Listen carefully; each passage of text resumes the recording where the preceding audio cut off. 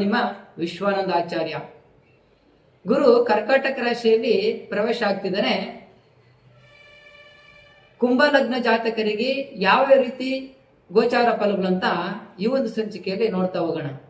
ವೀಕ್ಷಕರೇ, ಕುಂಭ ಲಗ್ನ ಜಾತಕರಿಗೆ ಕರ್ಕಾಟಕದಲ್ಲಿ ಗುರುಸ್ಥಿತನಾಗಿರೋದ್ರಿಂದ 6ನೇ ಸ್ಥಾನದಲ್ಲಿದ್ದಾನೆ. 6ನೇ ಸ್ಥಾನದಲ್ಲಿದ್ರೆ, ಷಷ್ಠಮದಲ್ಲಿದ್ರೆ ಏನಪ್ಪಾ ಫಲಾಫಲಗಳು ಅಂತಂದ್ರೆ ರೋಗ ಬಾಧೆ, ಸಾಲ ಬಾಧೆ, ದ್ವೇಷ ಬಾಧೆ, ಈ 3ದಿಂದ ನಿಮ್ಮನ್ನ ಕಾಡಿಸ್ತಾ ಇರ್ತದೆ. ಗುರುವಿನ ಅನುಗ್ರಹ ನಿಮ್ಗೆ ಈ ವರ್ಷ ಇರೋದಿಲ್ಲ. ಹಾಗಾಗಿ ಗುರು ಶಾಂತಿ ಮಾಡ್ಕೊಡಿ.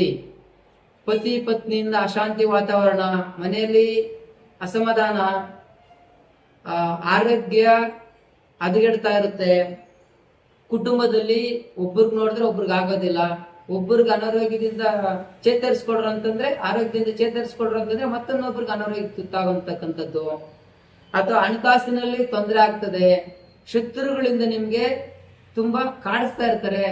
ಹಾಗಾಗಿ ಕುಂಭ ಲಗ್ನ ಜಾತಕದವರು ದಯವಿಟ್ಟು ಈ ವರ್ಷ ಯಾವುದೇ ಜಗಳಗಳಿಗೆ ಅಥವಾ ಯಾವುದೇ ಒಂದು ಅಶಾಂತಿ ವಾತಾವರಣ ಉಂಟು ಮಾಡತಕ್ಕಂಥ ಕರ್ಮಗಳಿಂದ ನೀವು ದೂರ ಇದ್ದಷ್ಟು ನಿಮ್ಗೆ ಅನುಕೂಲ ಆಗುತ್ತೆ. ರೋಗ ಬಾಧೆ, ಸಾಲ ಬಾಧೆ, ದ್ವೇಷ ಬಾಧೆ, ಈ 3ದಿಂದ ಮುಕ್ತಿಯಾದವನು ಮಾತ್ರ ನಿಜವಾದ ಶ್ರೀಮಂತನು. ನಿನ್ನ ಹತ್ರ ಕೋಟಿ ಇದೆ, ಆದ್ರೂ ನಿಮ್ಗೆ ಆರೋಗ್ಯ ಇಲ್ಲ. ನಿಮ್ಮ ಹತ್ರ ಎಲ್ಲ ಹಣ ಐಶ್ವರ್ಯ ಇದ್ರೂ ಆರೋಗ್ಯ ಇಲ್ಲ ಅಂತಂದ್ರೆ ಏನ್ ಮಾಡೋದಕ್ಕಾಗುತ್ತೆ? ಅದನ್ನ ಅನುಭವಿಸೋದಕ್ಕೆ ಆಗಲ್ಲ. ಹಾಗಾಗಿ ರೋಗ ಬಾಧೆ, ಸಾಲ ಬಾಧೆ, ದ್ವೇಷ ಬಾಧೆಗಳಿಂದ ಮುಕ್ತಿಯಾಗಿರಿ. ಅದರಲ್ಲೂ ಕುಂಭ ಲಗ್ನ ಜಾತಕರಿಗೆ ಇದು ಒಂದು ಶುಭ ಸಮಯವಲ್ಲ. ಪುತ್ರ ದ್ವೇಷ ಆಗ್ತದೆ. ನಿಮ್ಮ ಮಕ್ಕಳೇ ನಿಮ್ಗೆ ದ್ವೇಷ ಮಾಡ್ತಾರೆ, ಪತ್ನಿಯಿಂದ ದ್ವೇಷಗೊಳಗಾಗ್ತಾರೆ, ಅಥವಾ ಗಂಡನಿಂದ ದ್ವೇಷ ಒಳಗಾಗುವಂತ ತುಂಬಾ ಇರೋದ್ರಿಂದ ಜನರಲ್ಲಿ ಕಲಹ, ವ್ಯಾಜ್ಯಗಳಿಂದ ದೂರ ಇರಬೇಕು. ಯಾವುದೇ ಒಂದು ನಿಮಗೆ ಕೋಪ ಬರಂಗಿ ನಡ್ಕೊಂಡ್ರು ಸಹ, ಜಗಳಗಳಾಗುವಂತ ಆಸ್ಪದ ಇದ್ರೂ ಸಹ ನೀವು ಯಾವುದೇ ಕಾರಣಕ್ಕೂ ಕಲಹಗಳಿಂದ ದೂರ ಇರಬೇಕು. ಮನೋಸುಖ ವಿಕಾರವಾಗಿರುತ್ತೆ. ಸ್ತ್ರೀ ಸುಖದಿಂದ ದುರ್ಬಲರಾಗಿರ್ತೀರಾ. ಸಾಲಗಳಿಂದ ವಿಮುಕ್ತಿಗೊಂಡಬೇಕೇ ಹೊರತು ಈ ವರ್ಷದಲ್ಲಿ ಸಾಲಗಳು ತೀರಿಸೋದಕ್ಕೆ ಆಗಲ್ಲ. ಹಂಗಾಗಿ ಗುರುವಿನ ಶಾಂತಿ ಮಾಡ್ಕೊಂಡೋಗಿ ಏನ್ ಸಮಸ್ಯೆ ಉದ್ಭವ ಆಗಿರುತ್ತೋ ಅದರಿಂದ ಸ್ವಲ್ಪ ಪಾರಾಗೋದಕ್ಕೆ ಅನುಕೂಲ ಆಗುತ್ತೆ. ಕುಂಭಲಗ್ನ ಜಾತಕದವರು ಯಾವ ರೀತಿ ಗುರು ಶಾಂತಿ ಮಾಡ್ಕೊಬೇಕಪ್ಪ ಅಂತಂದ್ರೆ, ಪ್ರತಿ ಗುರುವಾರ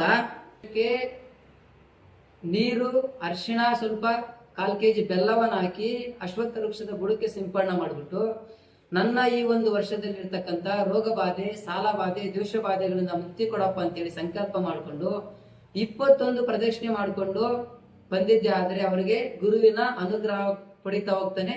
ಅಲ್ಲಿ ಗುರು ಶಾಂತನಾಗ್ತಾನೆ.